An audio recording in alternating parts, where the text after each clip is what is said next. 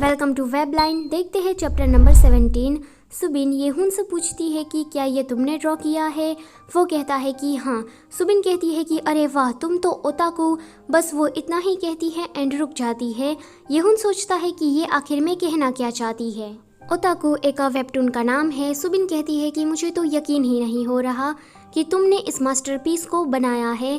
तुम तो काफ़ी टैलेंटेड हो, तुम मेरे ब्रदर इन लॉ हो। ये कितना क्रेजी है, क्योंकि मुझे तो ड्राइंग करना आता ही नहीं है। मैं तो तुमसे जेलस हूँ। तुम तो कितने अमेजिंग हो। वैसे मैं ये वेबटून कहाँ पर पढ़ सकती हूँ? क्या तुम मुझे ऑटोग्राफ दोगे?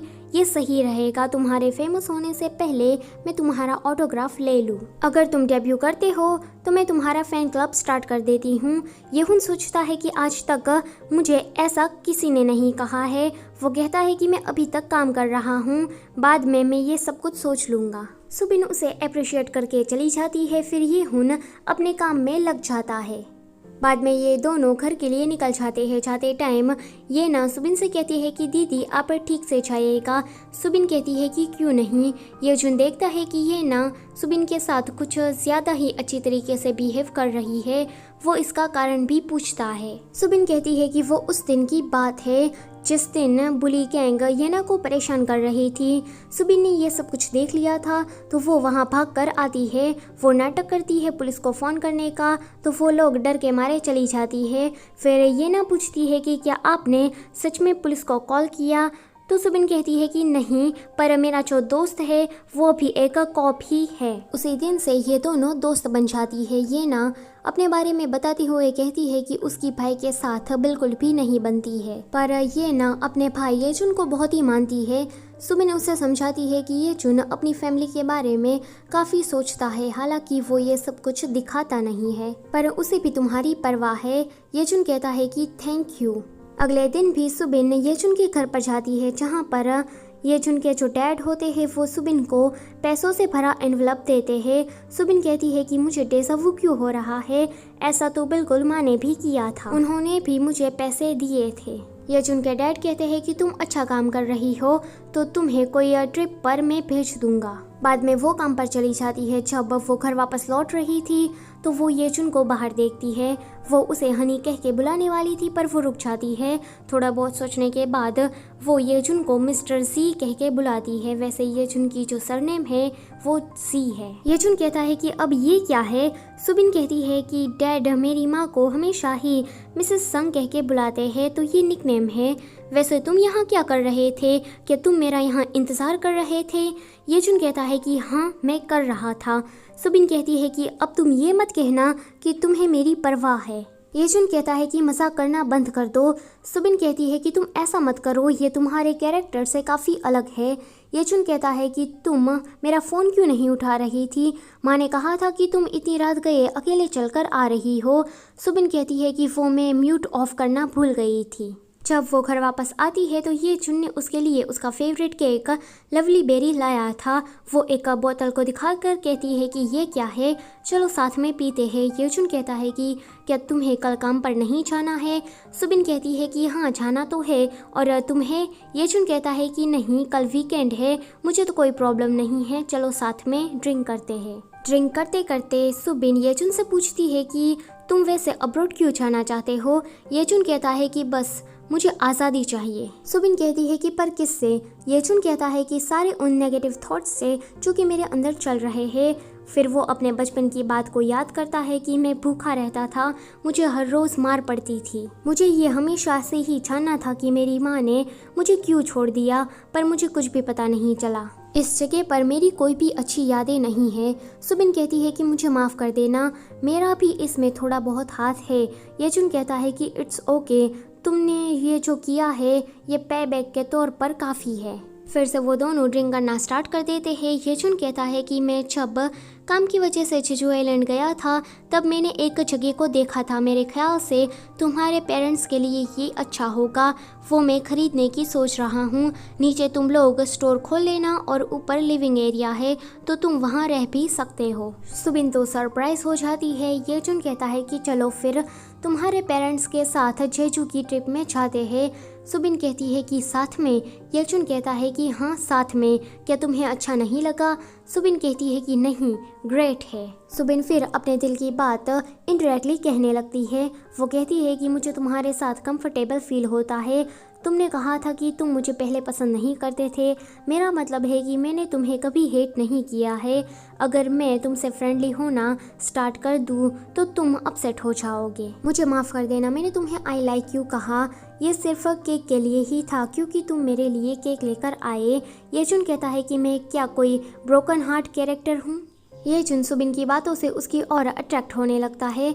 तो वो कहता है कि बहुत रात हो गई है, चलो सोने के लिए जाते हैं। पर तभी ही सुबिन को उसकी माँ का कॉल आता है, वीडियो कॉल, जहाँ पर सुबिन की माँ उसे बर्थडे विश करती है। तो येचुन रुक जाता है क्योंकि उसको तो इसके बारे में कुछ भी पता नहीं था।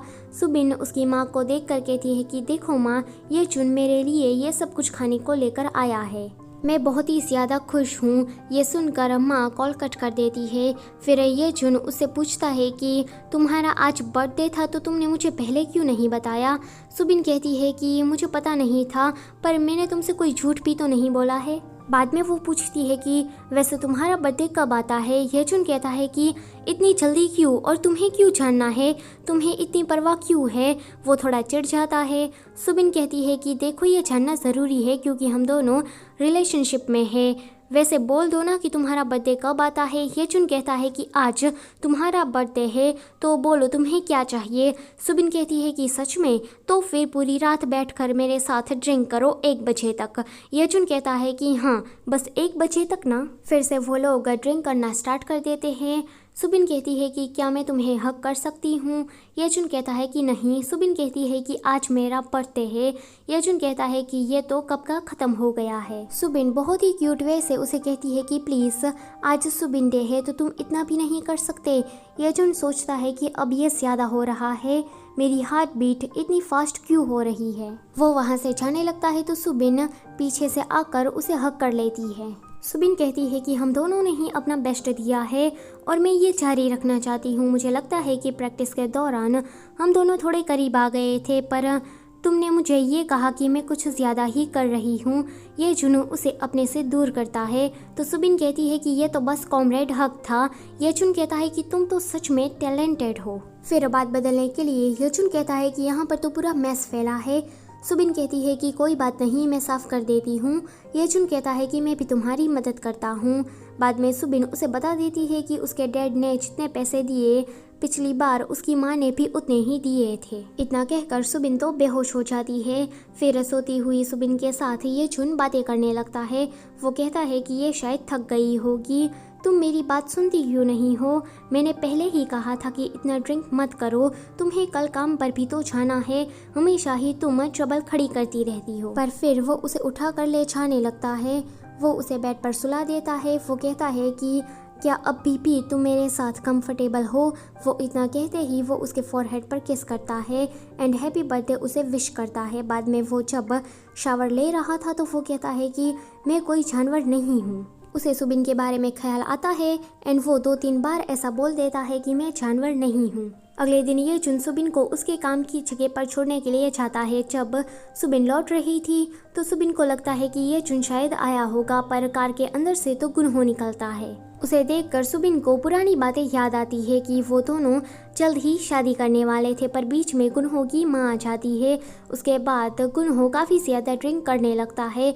एक दिन गुनहो सुबिन से कहता है कि सब कुछ अच्छे से जा रहा था, पर तुम्हारे पेरेंट्स नहीं होते तो आज मैं अच्छा होता। सुबिन कहती है कि मैं सब कुछ भूल जाऊंगी जो कि तुमने अभी कहा है, पर प्लीज़ तुम ड्रिंक करना बंद कर दो। गुनहो तो नहीं मानता और बेइज्जती पे बेइज्जती किया जा रहा था।